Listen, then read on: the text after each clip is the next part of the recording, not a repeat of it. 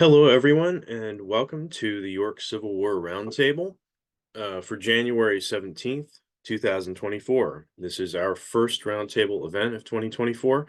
It seems like only a year ago we were doing this entirely online. Not quite a year ago. Our last one was in February, but obviously we have a good live streaming audience out there who join us online, and also those of us, unfortunately, were not able to meet in person these next 2 months because of the inclement weather that we are actually getting. Last year, not so much. This year, definitely. So I think we made a good decision with going online for these 2 months. You'll see in your screen there that Ted Savas is with us tonight. I will try to get through my little spiel here as quickly as I can and turn things over to him this evening. But thank you again for joining us. It looks like we have a good crowd online, and we are also live streaming on Facebook. So hello to our Facebook friends. We always like to thank our partner program, the York Civil War Roundtable, for partnering with the York County History Center on this event. And we're very happy with the success we've had over the last few years, ever since COVID, with being able to take this online and then to continue in person and also in a hybrid environment, having it online for people who are not able to get to the area. We'd like to thank Kathy Friel, Program Director, and Scott Mingus and Scott Rosenau, the Assistant Program Directors, for their partnership with us and being able to bring Civil War content to the York County community and to the community at large, to the whole world. Everybody's able to attend. So some upcoming events for the History Center. Many of you are probably familiar with our All Vets program, which is another partner program. We're very happy to work with that organization. So next week, that's a week from tonight, All Vets will be welcoming Samantha Dorm, who is part of the Friends of Lebanon Cemetery, and she will be discussing Leon Gilbert Jr., who was a World War II and Korean War veteran, and she'll also be discussing York's role in the desegregation of the United States military. I know a little bit, certainly not nearly as much as Sam does. She's done a lot of research on this, but I know a little bit about Leon Gilbert's story, and it is fascinating. It's a fascinating look into how desegregation worked, and also many of the pitfalls that resulted as the U.S. Army and other organizations were breaking free from some pretty unfortunate past practices. So please join us either in person in the History Center meeting hall or online next week at 7:00 p.m. On February 2nd, that's first Friday in February at 6 p.m. at the Agricultural and Industrial Museum, we're going to be celebrating First Friday, which will be a free family game night. So that will be from 6 to 8 p.m. on February 2nd. Please check our website for further details on that. Then on Sunday, February 4th at 2:30 p.m. in the History Center meeting hall, the South Central Pennsylvania Genealogical Society will be meeting, and they will be welcoming Samantha Dorm. So Sam is going to be presenting a lot for us this year. So she's speaking to all vets, and then on February 4th, she's speaking to the South Central organization. She will be discussing tracking the migration of Black families, especially families that came to York County in the aftermath of the Civil War and during the Great Migration. Then on February 10th at 10:30, this is the second Saturday in February, again at the History Center Meeting Hall. The second Saturday program will be featuring Mark Dubin, who will be discussing May It Please Your Excellency, Colonel Thomas Hartley's regiment at Yorktown. And for those of you that don't know, this is referring to events that occurred during the Continental Congress's time at York, and also York's role in the American Revolutionary War. Now, one final upcoming event before I introduce our speaker tonight. This is next meeting, the third Wednesday night in February, the 21st of February at 7:00 p.m. Again, this will be a Zoom and online only program. We will be welcoming Cody Eash of the Seminary Ridge Museum in Gettysburg, and he will be presenting Written in Ink and Marked with Blood, Frederick Douglass's Gettysburg Address. On January 25th, 1869, Frederick Douglass visited Gettysburg, Pennsylvania, the site of the Civil War's costliest engagement. There, the formerly enslaved and self-emancipated activist, author, and lecturer delivered a speech in which he reflected upon the words spoken and deeds done on battlefields across the country during the Abolition War, as Douglass called it, from 1861 to 1865, and the Reconstruction that followed.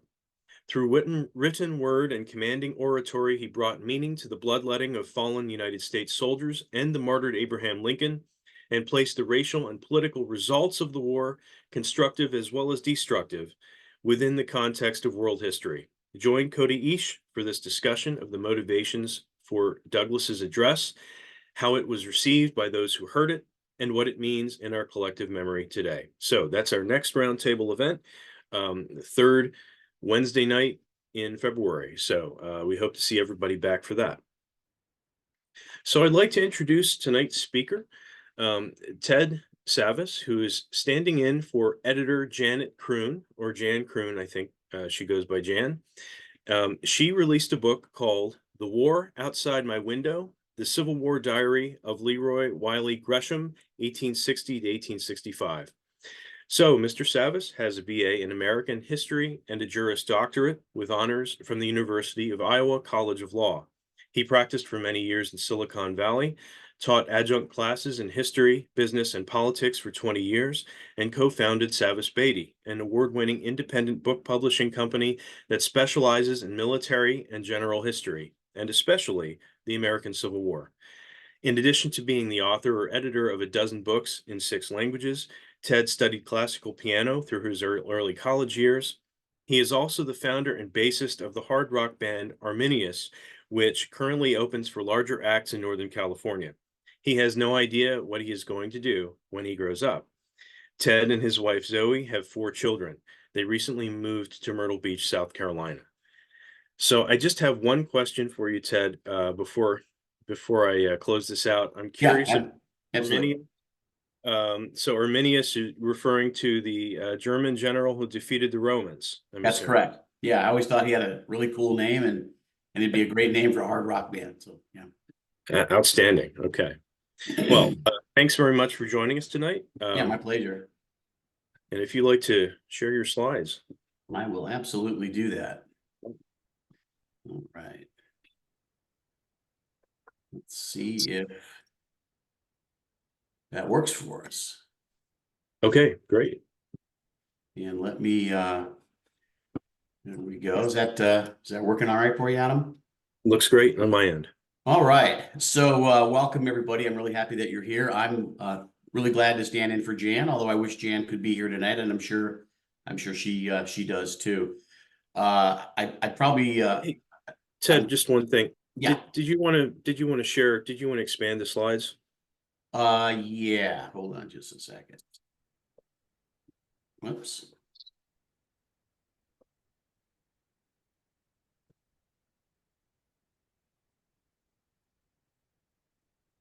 How's that? Hasn't kicked in yet. That's strange.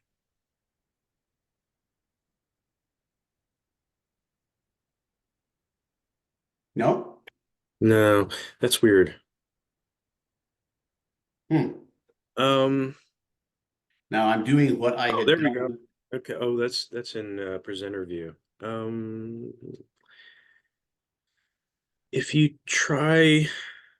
you stop the share and then try sharing again, maybe from the full screen.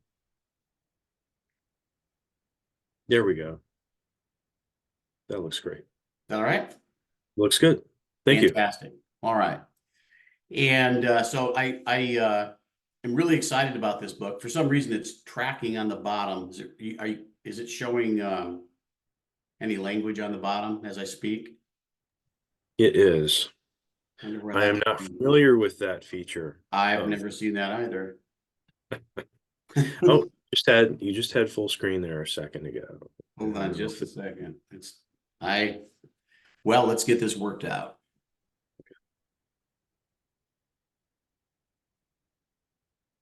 oh, there we go. How's that? Looks Okay. great. Yeah. All right. So Okay. this book has a really interesting pedigree. I'm going to give you just a little bit of background on it before we jump in. This was hiding in plain sight for 40 years at the Library of Congress.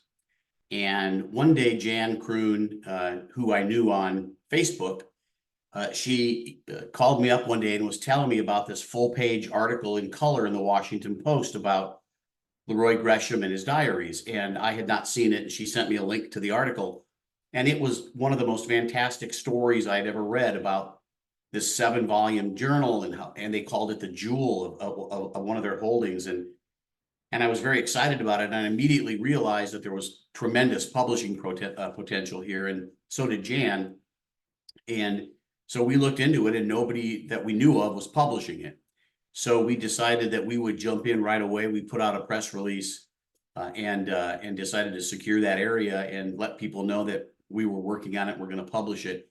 The person who wrote the article in the Washington Times contacted me and said, congratulations. He was actually thinking of trying to take a year off work to edit the journals for publication because he thought they were that important. So with that, let me introduce you to LeRoy, his family, and his absolutely remarkable journal, which many of you may have read, and if you haven't, you're in for a treat. So LeRoy was born, it's the only picture we have of LeRoy. He was about 12 there, 12 and a half. He was born in 1847 into a prominent slaveholding family in Macomb, Georgia. And you pronounce Gresham with a silent H. He kept a diary in 1860 to 1865. He was 12 to 17. He wrote in it nearly every day. You can see some of the actual journal there on the left-hand side. He had beautiful penmanship. He was an invalid and sickly, and we're going to go back to that because that plays a giant role in who he was, how he wrote, and his perspective on things. Wickedly smart kid, highly educated, kind, curious, very opinionated. As I said earlier, his diary was featured in the Washington Post, and the Library of Congress called it a jewel in their collection. So the Gresham family, very interesting folks. That's John, that's his dad post-war. That's in the 1880s, and that's his mother Mary on the right-hand side there. Mary was really interesting, and I like to tell people that there's almost nothing about her anywhere. And if it wasn't for LeRoy's journal, which his mother gave to him to start keeping a diary, if it wasn't for the journal, we wouldn't know much of anything about her life. And other than the fact that she lived here, she died here, she had this many kids, and a couple letters, there's nothing. And so LeRoy puts flesh and bone on all these family people, especially on his mom, who he was very close to. So the inn the house that they built was in 1842. They call it today the 1842 Inn. It's a big bed and breakfast, and I'll show you a picture of that at the end. They built that on College Street in Macon. Gresham owned about 100 slaves. There were 2 plantations in Houston County, about 30 miles away, south to southeast of Macon. One was called Oakwood, one was called Pineland. And LeRoy writes about both of those and how they interacted with the family house, which was in Macon proper. Did that come out? I'm not sure. Can you see the color picture there, Adam? No, I cannot. There's one on the right-hand side. There's a Mm, color picture, colorized photo of Mary as a young girl in the late okay. 1840s. And it's quite beautiful with her sitting with her mother. So it's Mary as a young girl in a calico dress. It's quite pretty. Oh, there it Oh, is. there it is. Yeah, see that? And that's just a lovely photo, and it's the only photo we have of Grandma.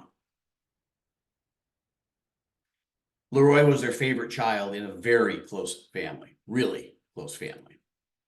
Let me introduce you to other people in the family. That was his sister Mary Minnie Gresham, 1849 to 1931.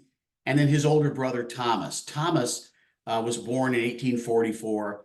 LeRoy and Thomas were so close, they had their own language. Literally, they developed their own language between brothers and nobody could understand them. It was really quite interesting. Minnie was the only girl. She was very well educated. She attended the first all-girls college in the United States in Macon, which was Wesleyan Female College. There were two younger siblings who died, Edmund, who just lived for a year, and Edward, who lived for 2 years. After we published the book, we found a bunch of letters and different kinds of things that came in from other relatives and different folks. And there's a letter of John, the father, rushing home with his brother when he gets word that Edward is very sick. And it probably he had bronchitis. They described the baby trying to breathe and his coloring and all that, and Edward, and then he passed away. And a doctor friend of mine looked at the letter and read it and said it sounds like pneumonia or acute bronchitis that killed the child. All right, so why the diary? So this is to me was some of the most fascinating parts of the diary. So we didn't know this exactly, other than the fact that we knew LeRoy had hurt his leg in 1856. The diary starts in 1860. We did a little research. We went back through newspapers and we found an account where LeRoy was playing in a burned building with several of his friends. And when he was about 8 years old or so, and a chimney fell on them and crushed his, like a part of his hip, and broke his leg and crushed his leg. So he was had a really bad leg and was an invalid from about 8.5 years old. And an invalid meaning he wasn't completely crippled, but he was hurt pretty good. And he was often pulled around town as he got weaker, as he got older, in a handmade wagon that a slave made for him. And a slave his age would pull him around town in the wagon and around his property. Sometimes his friends would pull him, and sometimes his brother would. And he'd write in his journal what he would see, which was really quite amazing. So a year later, after the fall, he develops a cough in 1857. By 1860, he develops low back abscesses. And so these are open, seeping abscesses about the size of a dollar, about a round dollar, on each side of his low back, opposite his spine. It sounds awful, and it was worse than I'm discussing, and we'll talk about that in a little bit. What they didn't do, and what a doctor friend of mine did, was attributed the development of this cough and the abscesses to his broken leg. Sounds strange, and I'll explain that in a little bit. So in 1860, they decide that they've got to travel north to see Dr. Joseph Pancoast, who was a leading surgeon and a virologist kind of guy. I don't know what they called it then, but it wasn't virology. And they took a ship from Savannah, which was dangerous then. And they took a ship up to Philadelphia, and his mother, I think that's when they had the picture taken. That's the best guess of ours. And because, they didn't have a lot of pictures, and if she never saw him again, she wanted to see him as how he was at the time. And so they had that picture taken, and she gave him a journal and said, why don't you take this journal and write what you see? So the journal starts with them on the ship heading up to Savannah, and he's talking about the stars and fish and different kinds of things. And he's only 12, so it starts out a little slow, a little simple. And then the journal just starts developing and flowing as you go on. He saw the doctor, thinking the doctor would help him with his cough and the pain in his leg, but he couldn't help him. What we do know is that the doctor gave John the diagnosis that they did not share with LeRoy, but I will share with you here soon. So there on the left, you can see he would hand draw flags and colorize them. He flowered up his journals with illustrations. He was quite a good artist. And he had all kinds of hobbies. One of them was chess. He loved math and chess. He was very well educated. He understood Latin. He read Shakespeare. He loved science and experiments. And he writes about all of this in his journal. Super inquisitive, talkative, sweet, funny, very kind. He got along with pretty much everyone. He loved pets, but he had terrible luck with his pets. They would often die, and I think his brother shot one once because it was getting to the chickens and that kind of thing. Opinionated, very much so, to the point of where he'll give up private opinions in his journal. For example, when you, let me go back, actually, yeah, let me see. He gave an opinion on his brother's photograph here, and his brother wasn't smiling, and he thought he had duck lips. He looked like a duck, and he told him that, and he wrote that in his journal, which was pretty funny.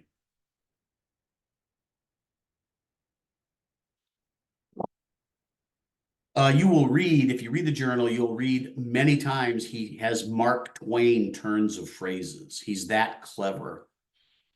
We can't get into it tonight, but Mrs. Whittle, there's a picture over there. She was LeRoy's chess player. She played games with LeRoy many times. She lived right around the corner, and I've stayed at LeRoy's house, and I've walked around the corner and taken the walk where he used to be pulled in the wagon. But by then he was so weak that they'd have to pick him up and carry him into her house and then sit down so he could play chess with Mrs. Whittle. She was quite a lady. So the Gresham had quite a social life. And the unique thing about this journal is that LeRoy gives you an insider's view of a Southern slaveholding family from the peak of 1860, so the peak of plantation society, through the beginning of the war, all the way through the war as they start losing, down through the decline, and to the end of the war and the freeing of the slaves. So it's the only journal that we know of anywhere where you've got the entire war from secession all the way through to the end and then beyond the end from the insider's view of a slaveholding family. I don't know of any other one. You see some that are like a month long or a year long, but this is actually a family member who's a really good writer inside during the whole period, and it's absolutely remarkable. So he describes the food, the clothing, the conversations, all the interactions. They have so many visitors. It's incredible. They knew everybody. He narrates the family through everything and what they're going through and how they're thinking and how they're feeling and what they're experiencing. It's quite remarkable to see an insider's perspective on this. There are so many people involved in the book that we put a dramatis persona up front and explain who everybody is and their relationship. So as you go through it and you absorb it, if you really want to read it that deeply, you can understand the whole web of people that come through the house. And it's pretty interesting once you grasp everybody that's come through. So the family was very political, right? John actually traveled to Montgomery, Alabama to watch Jefferson Davis sworn in. He was not a fan of Governor Joe Brown. This is LeRoy's father. And of course, neither was LeRoy, of course, who would follow his father's influence because he was young. He loved Davis, though, of course, as the war went on, he spoke out more against Davis, probably echoing his father. They knew Vice President Stevens, who was good friends with his grandmother, which was interesting. And they even exchanged mail, which was quite interesting. They were very happy about secession, although the father was a little leery about it. He wasn't really in favor of it, but he understood it was probably coming, but he was worried about the impact. LeRoy, of course, mocked Lincoln and Northern soldiers, drew funny pictures of Lincoln, and that, of course, was very common. He was a giant fan of Joseph E. Johnston, who at one point in time rode past his house, and he didn't realize it was Johnson. Johnson tipped his cap to him toward the end of the war, and LeRoy went by, and I think somebody had to tell LeRoy that was General Johnston. So he spent 4 years reporting the war. And what we did in this book was some of the entries are a sentence, some of them are half a page, right? And so they're pretty detailed and they're very interesting. But he uses a lot of words and certain phrases, and he's saying certain things that the average reader, unless they're pretty much an expert on the war, might not understand. And so what we did was we added footnotes, pretty detailed footnotes. And they're real footnotes, so you don't have to flip back and forth. They're right there at the bottom of the page. So you can actually understand what the family's fully talking about. So let me give you an example. You can read an entry, let's say, on a particular campaign, and in that same entry, they'll be talking about what they're having for dinner, and they'll be talking about what's going on in southern Georgia somewhere.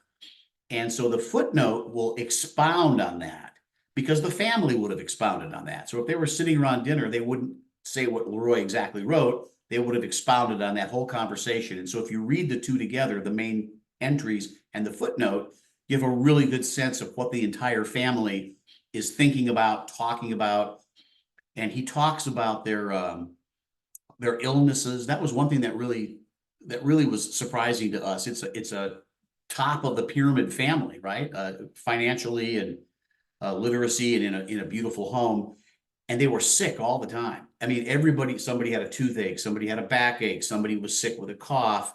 The houses were so poorly insulated, even their home in Macon, that it got down below freezing a couple times in the wintertime inside the house. And they would talk about that, and it's really quite interesting.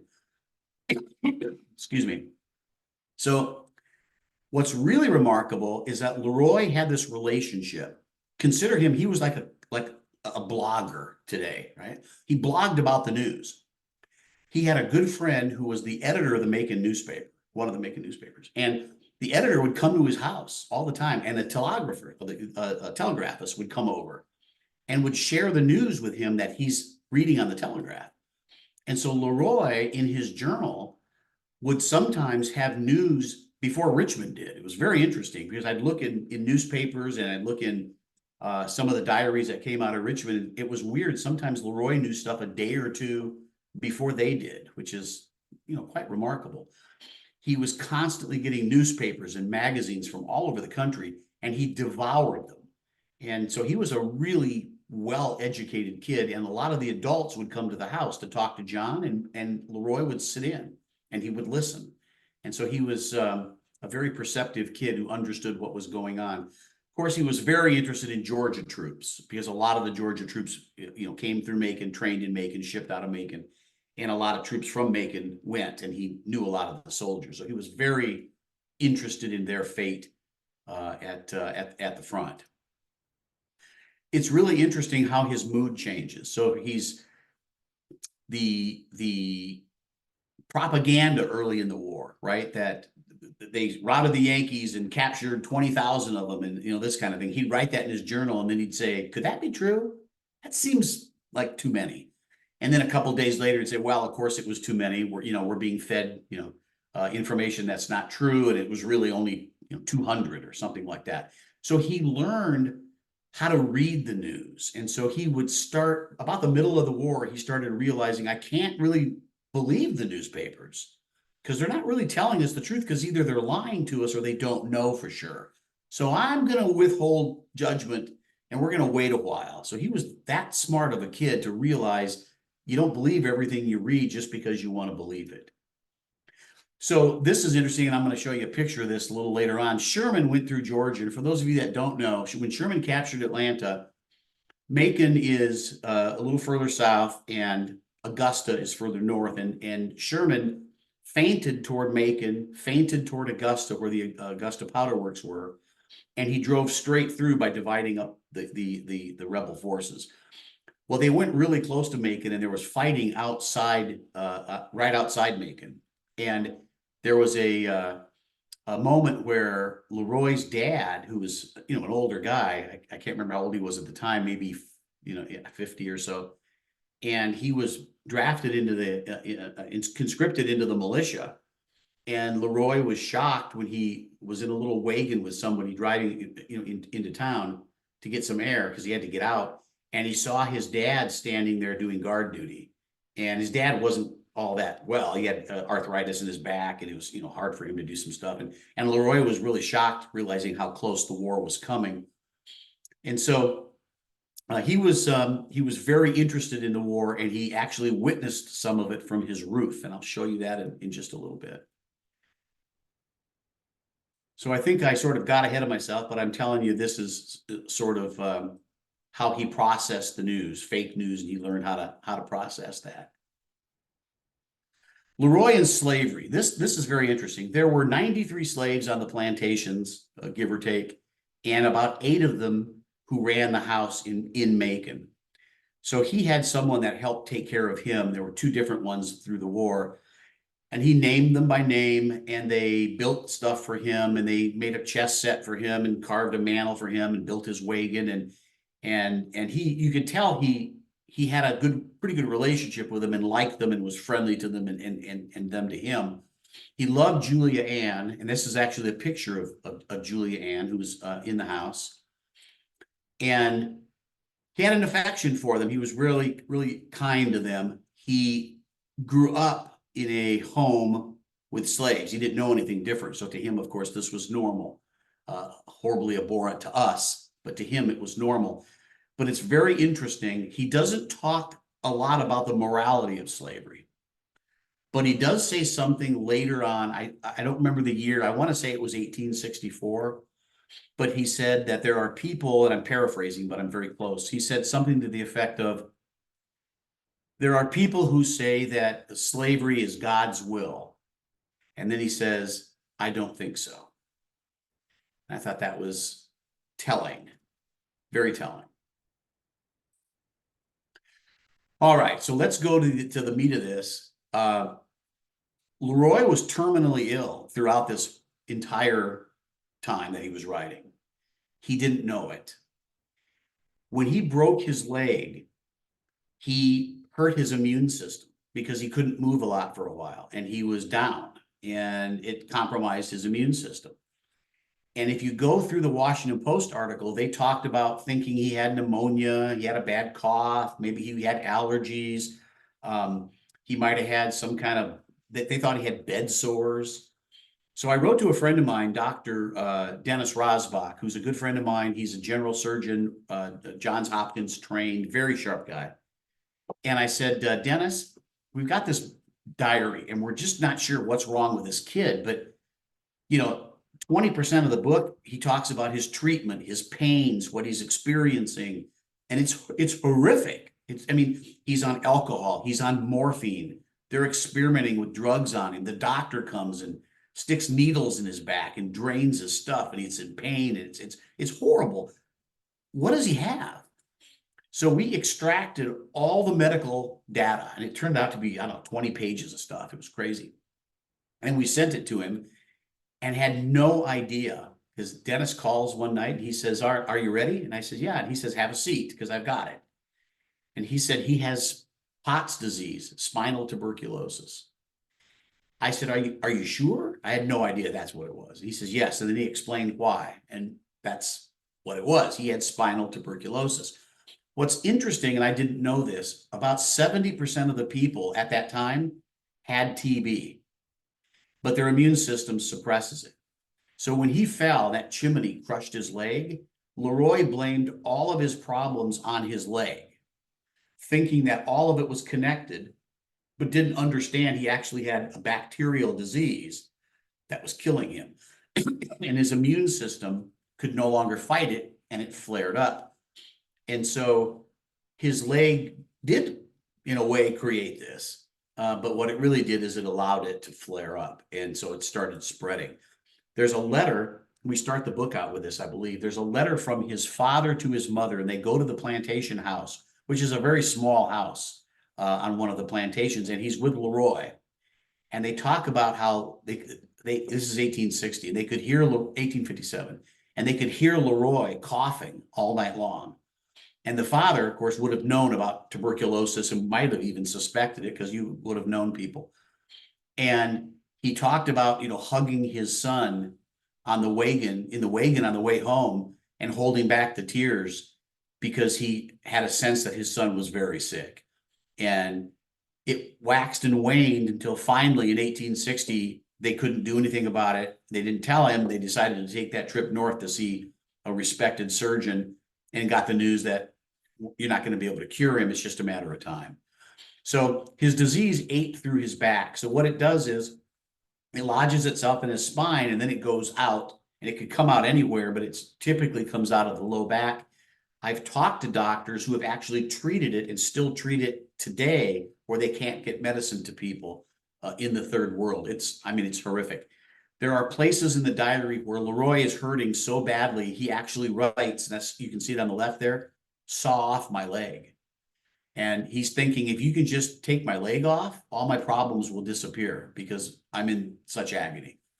And it's really sad to read about this. So they experimented on him. He was they used a cornucopia of remedies and elixirs, and they'd mail from different cities to get promises of curing this and curing that. They tried everything on him, and he lists it all. And he's on, sometimes he's on morphine, and he's on laudanum and different kinds of things, and it's really sad.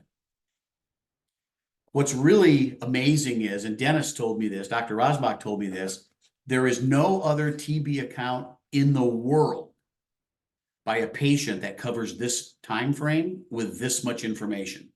Not a single one. And it was highly regarded in the infectious diseases unit at Johns Hopkins. They really enjoyed this book and Dennis's side book that he wrote for us on this, which I'll tell you about in a little bit. All right, so as the war goes on, LeRoy is getting sicker and sicker. What he doesn't realize is he's not only chronicling the decline of the South and the plantation society, he's chronicling his own decline.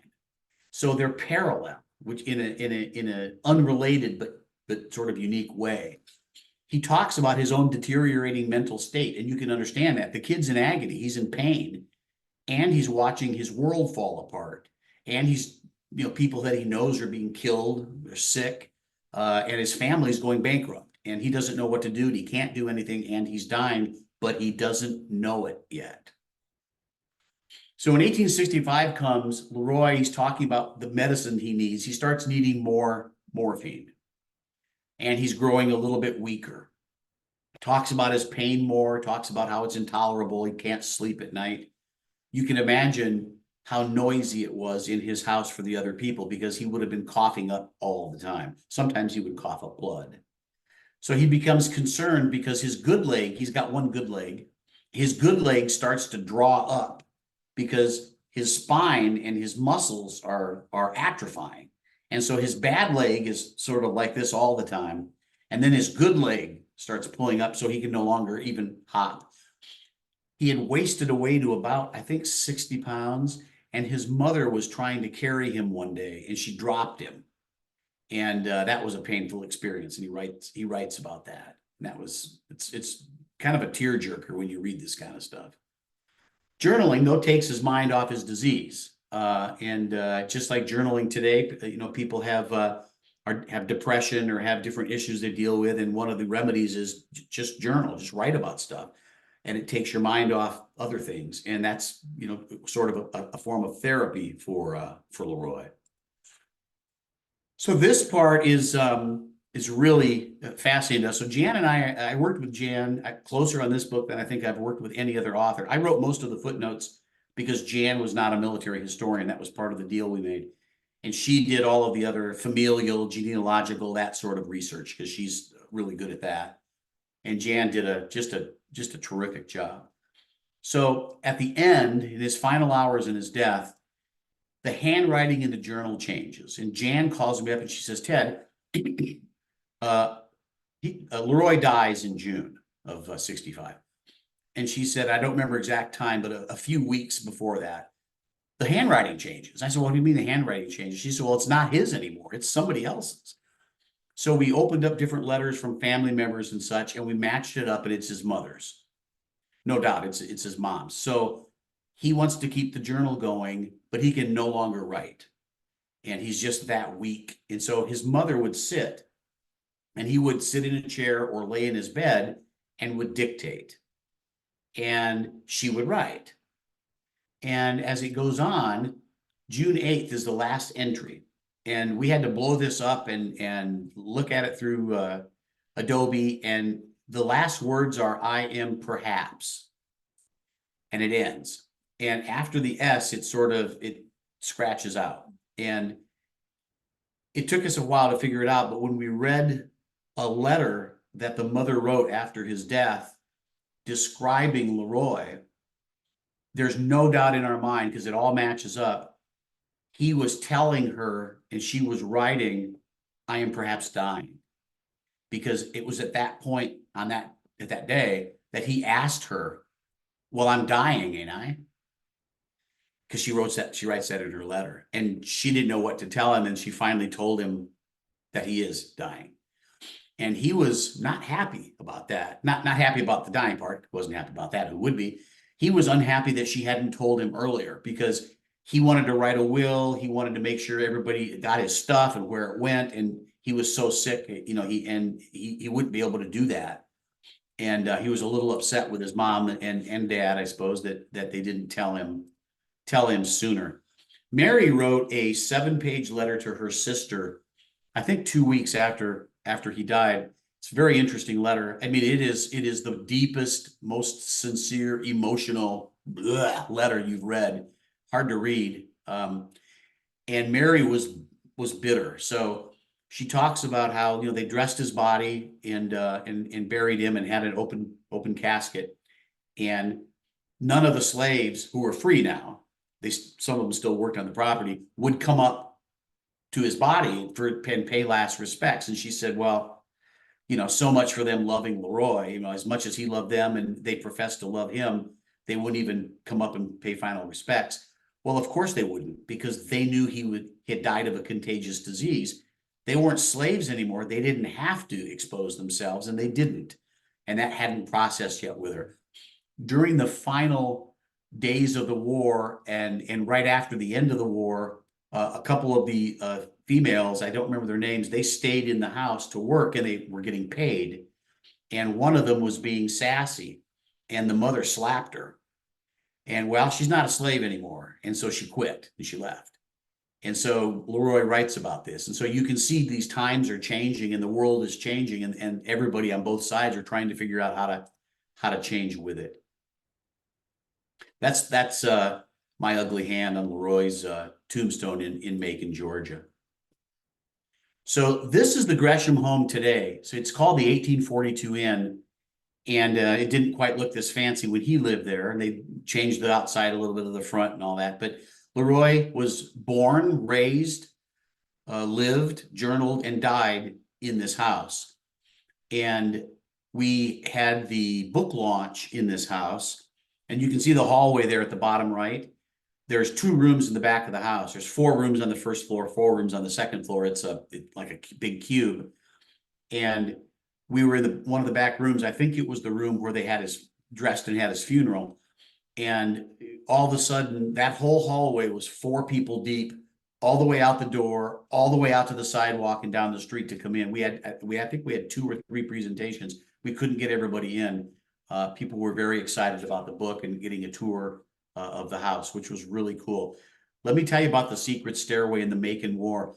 There's a fellow who worked at the house who had been there for 30 years, like a caretaker manager of the house. And he was telling me how, if you look up here at the little portico up here on the second floor, that's where LeRoy was when he watched the Battle of Macon and the fighting outside of town. And I said, no, with respect, that's not where he was. He was on the roof.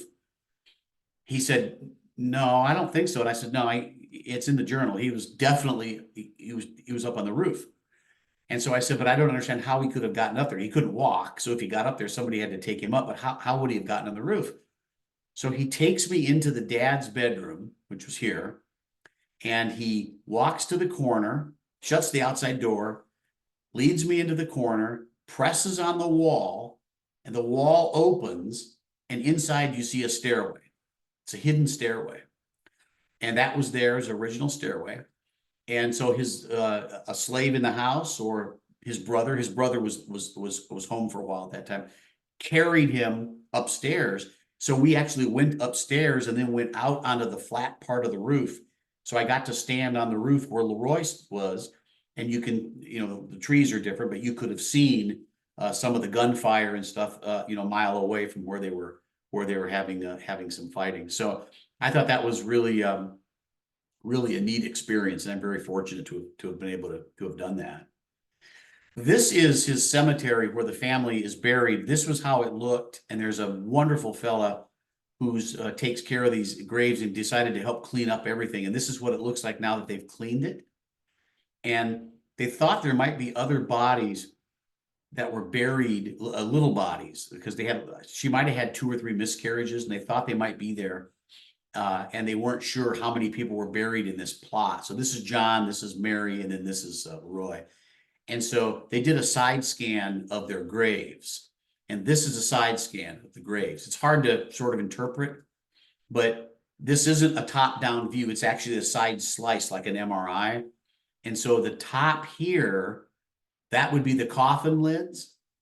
And the white part, as explained to me, would be an open air chamber inside the coffin.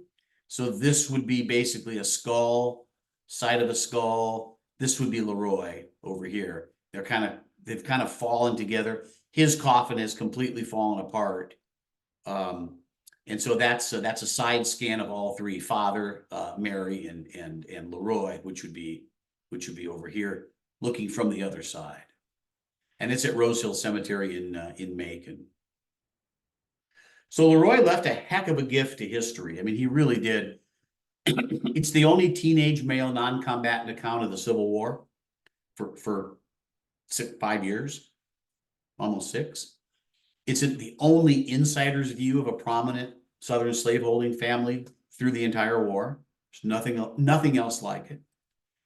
It's the only detailed diary in the world that covers the course and treatment of tuberculosis for any kind of period of time, and his is for 5 years.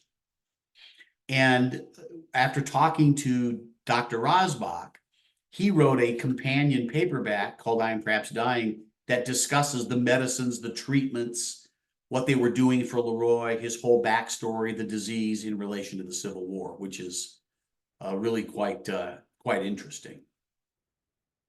So somebody came up to us once and said something to the effect of, she was a big Anne Frank fan. She read Anne Frank's books and she'd been to Anne Frank's house. And she said there's a lot of similarities in the sense that, Anne Frank was recognized as a young voice in World War II, and she read LeRoy's book, and she said he's kind of the young voice for the Southern Confederacy. And I said, yeah, it's an interesting comparison. Hadn't thought of that. But when she told us that, I think some second person told us that too. So we thought, yeah, that's interesting. So that's the end of the presentation. I sort of went through it at a high level, and I'd love to have your questions so we can just dig in at a deeper level on your questions. So if you have them, I would very much welcome them. Great. Thank you so much, Ted. That's really utterly fascinating. I have a bunch of questions that I thought of during Good. coming at it from a variety of angles. But I encourage everybody out there to either use the chat or the Q&A feature, and I will pass your questions directly on to Ted. So we have a first question here from Scott Rosenau, who's our assistant program director for the Roundtable. And he asks, some of my questions are like coming from the archival side of using the source and working with, this is at the National Archives, right? Library of Congress. I'm sorry, Library of Congress. Okay. So anyway, his question, comes from that angle. So the original is 7 volumes. Yeah. How did you decide what to include? Yeah, so that's a really good question. We included basically all of it. What we took out was he recorded every game of chess he ever played, right? And all the moves. So we decided, well, that's a little too much. So we moved a couple of them and shrunk them down into some footnotes to explain some things, but we took that sort of stuff out. We took out what we thought was really so detailed information that wasn't adding anything to the story, but there wasn't a lot of that. There was a little of that, but most of what he wrote, we included. Why Joe Johnston? Yes, Yeah. from Anonymous. So I'm guessing, why did he like Joe Johnston? Yeah, well, Joe Johnston, he was a big name at the time. He had won the battle, one of the generals who won the Battle of First Manassas. And so he was a prominent guy. He was like a movie star then. And so he glommed on to Joe Johnston and just thought he was, a big hero. And what's really interesting, I can't quite understand why, he almost never mentions Robert E. Lee. And he almost never, I think he mentions Stonewall Jackson once or twice.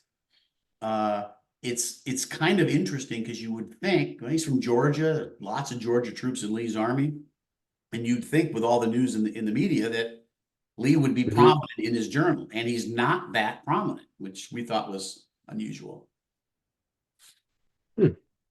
Well, I mean, in dealing with archival sources like this, I've seen this a lot through my career and also what I did, in my academic career. But, we have this idea of what history is supposed to be like because, we're so far removed from it. We read secondary sources and we think, oh, well, everybody talked about Robert E. Lee. But I mean, it's almost interesting to just see the absence of him because that's what we think everybody was talking about. Lee's everybody's biggest general, but not the case No, no, in this not case. the case. Yeah, All right, so Daniel. Yep, sorry, we go have a ahead. bunch okay, the next question from Daniel. Why did his family hide his disease? We don't know. And Jan and I went around and around on that. He was an intelligent kid. You'd think with all the reading he would have done that he would have known or suspected what he had, but he never writes that he suspects what it is. So we don't think he knew. His older brother almost certainly would have known. His parents couldn't have hidden it from him, and but they just kept it from him. And I think they held out hope that they might be able to help him enough to where they didn't need to give him a death sentence. And I think that's probably what it was. I'll tell you, there's an interesting side story on his tuberculosis. So Mrs. Whittle, who lived around the corner, the adults in the town would have all known he was sick and dying. And you don't want to be around somebody who's got tuberculosis that's sick and dying. And people didn't want to do that. But Mrs. Whittle welcomed him into his house. They played correspondence chess and they played chess together, both. And so he spent a lot of time at Mrs. Whittle's. And I think he even slept over there once or twice. And so Mrs. Whittle had like 7 kids or something. And what's interesting is, and it's my theory, it's just complete theory, is he dies in June and she dies of tuberculosis a few years later. My hunch is that she had it too and she knew it. And she cared for him. She took him out in his carriage. She gave him a lot of affection as a mother, as like a second mother. And I think she really loved him and knew what he was going through, and he was in agony and pain. And this is a way for her to spend time with him because I think she already had it too and knew it. Yeah. Do you want to feed me the Yeah, sure. questions? Yeah. Yeah, sure. Next one is from Ken. Uh, were there any particular comments about the Battle of Gettysburg that he heard about? Yeah. In fact, he heard about Gettysburg pretty early, and at first he thought there was something going on in Pennsylvania, and the telegraph guy or the Macon editor, I can't remember which, suspected that it really wasn't much of anything, that there really hadn't really been much of a battle up in Gettysburg. And then he heard that there was a battle and they were victorious. And then the next thing they heard was the armies basically routed or leaving or withdrawing, and the losses were heavy. And he wrote something like, "Whoa, boy, we're going to be paying for this one," something like that. Yeah. Hmm. Next question is from Buck. Um, he expresses his thanks for all the work that you've done for the publication of this and many other books on the Civil War. He says Thank the you. emerging Civil War series is top notch. Thanks. Yeah, thanks, Buck. I appreciate that. We appreciate your support. It's our pleasure. Thank you. I don't think there's a question there, so I'm going to move on to Craig. Were there any recommended treatments for TB at the time? Obviously, there were no antibiotics, but would there be any other treatments? Yeah, there weren't many. Yeah, there weren't many. So for the low back, for Pott's disease, for that kind of tuberculosis, he would get these ulcers on his back, and they would weep, and they'd be like balloons sticking out of his back and horribly sore. And the doctor would come, and the treatment that they had then was just to drain them. And he would say, like, the doctor's here, and I just can't see him today. I told him, please go away, please come back in a few hours. He had to steel himself up to go through the treatment because it was so painful. Other than that, they would give him, laudanum, and they'd give him alcohol. He drank a lot of alcohol. He liked porter beer. He liked wine. And I was asking Dennis, I said, he drinks a lot of booze. And Dennis was explaining that because he throws up a lot and doesn't eat much, that was a way to get him calories. Right. And so they would feed him weak alcohol and that sort of thing, and for calories. And how old was he? I mean, approximately, I think you said he was about 8 when he had the accident. He was 8 when he had the accident, 9 or 10 Okay. when he started really bad coughing, 12 when Okay. he started the journal, and 17 when he died. The next question is from Kathy Friel, who is our program director for the Roundtable. Hey, Kathy. What is the significance of the photo of LeRoy on the cover of the book, looking through broken glass? A broken Yeah. life? Yeah. So we could not figure out a title for this book or a cover. And I think we did 12 of them, right? And we experimented back and forth and back and forth and back and forth. And then we finally came up with the cover that we have because we thought the not if a metaphor or analogy or what the right terminology would be for that, but we thought, he's kind of trapped in a world, and he's seeing the world through pain and agony, which is sort of like broken glass. And so he's Yeah. he's trapped inside it and he can't get out. So he's looking at the world through his window. So the war outside my window. Okay. Great. Next question is from Mark. Is there a diary entry that stands out as a favorite for you? No, I was hoping somebody would not ask me that. Yeah, there are several, and I can't remember which they are. The one that is really interesting to me was he was pulled in his wagon, and there were a lot of Union prisoners in Macon. They had a pen downtown, and they would Yeah. put him in a transport, and they put him there for a day or two or three, and then take him on to Andersonville or wherever they went. And he would be pulled down there to look at him, and they were playing some form of baseball or something like stickball or something. And he was watching them and having some communication down there. And I always thought that was really intriguing, and I wished he had written more about it because I think he spoke with some of the prisoners, but he didn't Yeah. particularly write about it. He was very interested in sort of the logistics of how the plantations worked. So, and he teaches us a lot because you don't see this a lot. So the plantations would have they'd have hogs and cows and fruit and vegetables, and they'd slaughter the animals down there, and then they had Howard, who was like a manager slave, and he would just take the wagon and drive down there and bring up the food, and so they kept the house stocked that way from the Okay. plantations. And so, and when LeRoy was feeling good, he'd write about going down there and seeing Yeah. what was happening was quite interesting. This question is from Bill. Did his brother serve in the Confederate Army? He did, and it's quite interesting. And thank you for asking that question. Thomas was going to be drafted, and his dad pulled strings to try to get him into like the engineer corps or something because he didn't want him to be fighting. And he ended up serving in Lee's army. He served around Petersburg. Then his dad pulled more strings and got him back down into Georgia. And then toward the end of the war, oh yeah, favorite diary entry. This is one of them. Toward the end of the war, when they surrendered, the Union troops, Thomas was in the house, and the Union troops, now Macon surrendered.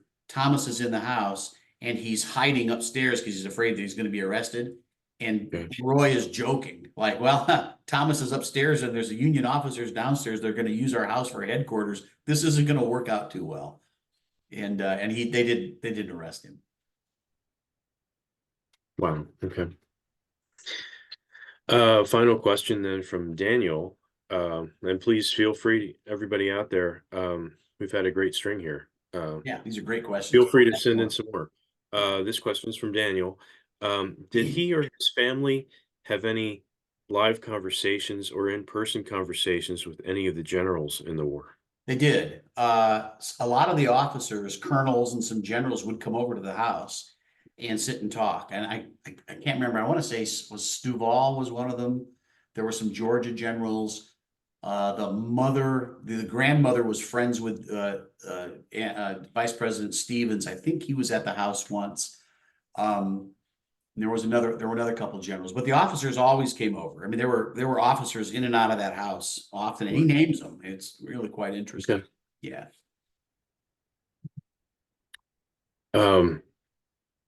If you don't mind, as a follow-up to that, Yeah, I was just thinking about, so I think that you said that they held 83 slaves. Is that right? 93 at 93 on the plantations, and then eight Okay. at the house. Okay.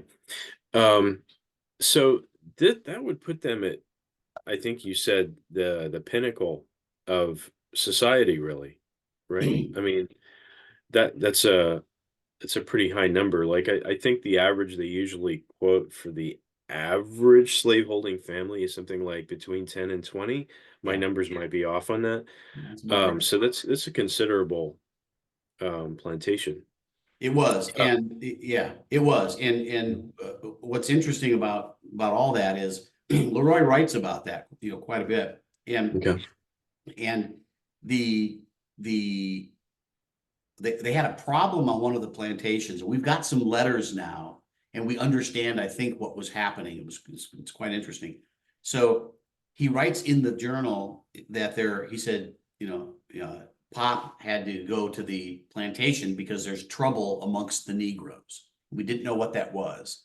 And what we found out happening is that they had found one of them, one of the slaves who was a younger guy, in with apparently was accused of raping one of the overseers. There are two overseers, one on each plantation, the Okay. wife. And they had a drumhead trial and they hanged him. And they hanged him before the dad got there. And the dad was really mad because we have no evidence that he inflicted corporal punishment, and we have evidence that he didn't and didn't use it. We don't know, but that's the evidence we have. And so the dad was really quite upset. Now we have letters, and we think what happened is that the overseer had gotten drafted into the military and was gone, and that she was having relations with the young black guy. Okay. And then she accused him of coming in the bedroom to rape her, but we don't think it was true. And Right. he paid the terrible price for that. It was just disgusting. Wow. Yeah, horrible. But Yeah. anyways, what's really interesting about all this is once you're done and you find other letters and you start piecing them together, we finally have, like, he'll say, well, Thomas sent me a letter today. Now we've got Thomas's letter that LeRoy had gotten. And so we're finding all these outside sources that support what he wrote and then expounds on it. And we have some extra LeRoy letters that he would write to Thomas. And so we're filling out that whole storyline, and it's really, really quite interesting. I wrote an article. If anybody'd like it, I'd be happy to email it to you. Just let me know. I don't know how to get it to you, or you can contact me through my website, through Facebook or something. I wrote an article for American Chess Magazine about LeRoy and playing chess and the games he played and the people he looked up to in the chess world. And the American Chess Magazine actually published it on the Civil War chess, which was kind of surprising to me. But it's an interesting piece, I think. And if you'd like to see it, I'll be happy to send it. Oh, if you can give me your web address, I'll put that in the chat right now. Oh, sure. The web address is Savas. I can just type it in for you. Oh, okay. Okay, Get that? let me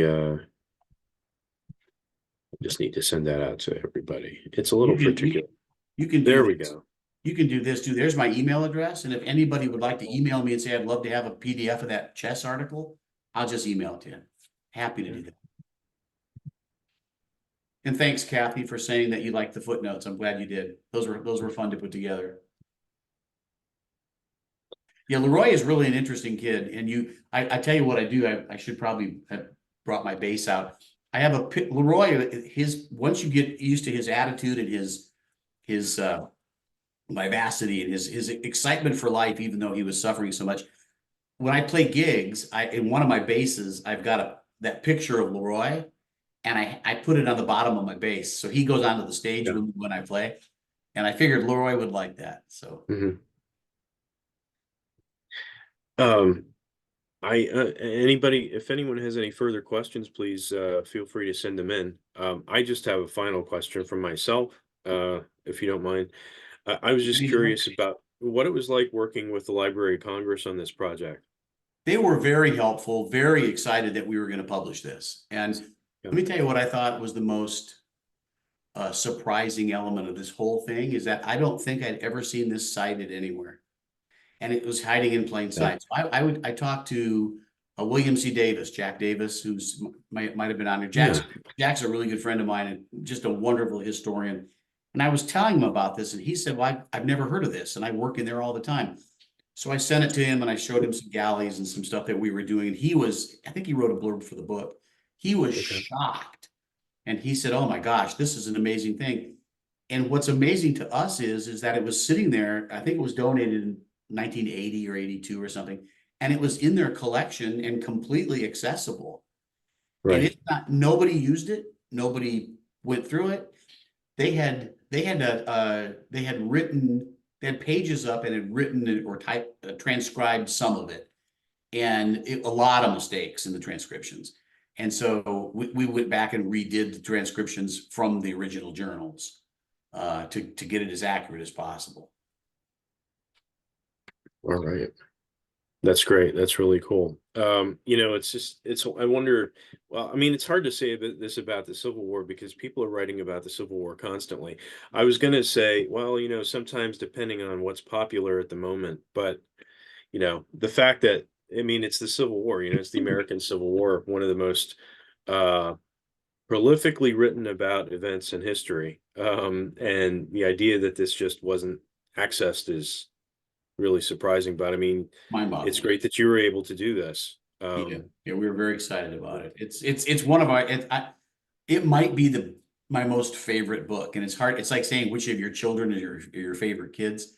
But this book, going to the house, staying overnight in the house, having the book signing in the house, uh, being so welcomed by the people who live there, who run the house, who've been there for Mhm. decades. I mean, they just love that place, and they're warm, wonderful people. You can go there now, and you can just walk in, not have to stay there. If you're in Macon, just go to the 1842 Inn and tell them you've seen the book, and they'll show you around the house, and but just to have that experience and tie it all together and bring his bring his life out, and show people this family lived, these slaves lived, here are their names, here's what they did. It adds to the genre and historiography, and I'm really, really proud to have been able to do that. Oh, thank We you. have a Yeah. comment here from Craig. Yeah, thank you, Craig. And then a question from Bill Landis here. Um, just off base, when are the Batchelder papers being printed? We are reprinting the Batchelder papers now. We'll probably have them later this spring. All right. Well, I did not see any questions on Facebook. Um, and without any further questions, then I think we can let everybody go for the evening. But Ted, we really appreciate you being able to fill in for filling in tonight and being able to bring this book out to a wide audience. I'm hoping people will be able to pick up a copy of this and be able to dig in and take a look at all this. So many different angles here. I mean, the military history, getting the personal perspective on the military history thing, but also your discussion of how he was able to evaluate news, the quality of news, and what people are seeing as civilians. That's fascinating. And then, of course, the medical piece, which is terrifying. Um, not to mention the perspectives that can be drawn about the relationship between, a slaveholding family and the people who are working for them. Yeah. So many different pieces to this. Lot of angles, and Mhm. we're also, it's in audio. It's being recorded for audio now. We've got an Oh, abbreviated. really? Yeah, we had to abbreviate it a little bit so it would read right, but Okay. it's being narrated right now, and it probably will be out in, probably 90 days. So there'll be a nice audio book out also. Okay. Where will that be available on your website? Yeah, there'll be a link on the website. It'll be available, Apple and Kindle and that sort of thing. Oh, excellent. Okay.